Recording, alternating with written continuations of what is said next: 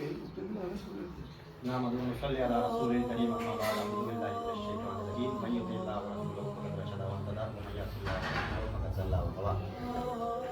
علم اور علماء کے تعلق سے بات کر رہے تھے سلمان بھائی ماشاء اللہ سے، تو اسی بات کو آگے کنٹینیو کروں گا کہ صحیح بخاری کی حدیث ہے کہ اللہ کے پیارے پیغمبر علیہ السلام نے فرمایا کہ قرب قیامت ایسا ہوگا اللہ تعالیٰ علم کو اٹھا لے گا، علماء کو موت دے گا.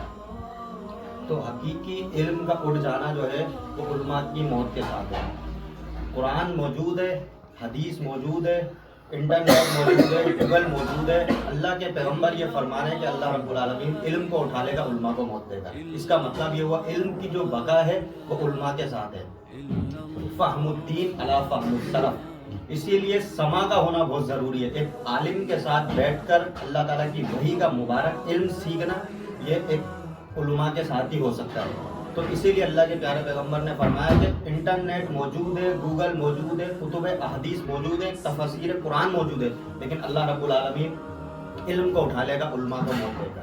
تو یہ ایک بہت بڑی اعزاز کی بات ہے کسی عالم کے ساتھ بیٹھ کر اللہ تعالیٰ کی وحی کا مبارک علم سیکھنا اور اس کے ساتھ اس کی سما اور اس کے ساتھ بیٹھ کر اس کو یاد کرنا. اسی لیے اللہ کے نبی علیہ السلام نے فرمایا کہ جو میری حدیث کو سنے بے عین ہی اس کو یاد کرے، اس کو حفظ کرے اور اس کو آگے پہنچائے تو اللہ رب العالمین نظر اللہ نمرتن سمع مقالتی.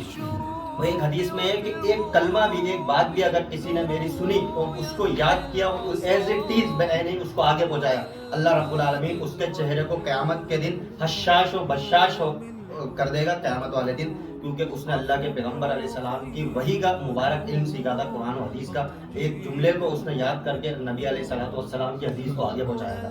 تو اللہ رب العالمین سے دعا ہے کہ اللہ تعالیٰ مجھے اور آپ کو آپ صلی اللہ علیہ وسلم کے فرامین کو یاد کرنے کی، ان کو سمجھنے کی اور فہم الدین علی فہم السلف کے مطابق، سلف صالحین کے مطابق اس سے کی فہم کو سیکھنے کی توفیق عطا فرمائے. وما توفیق الا باللہ.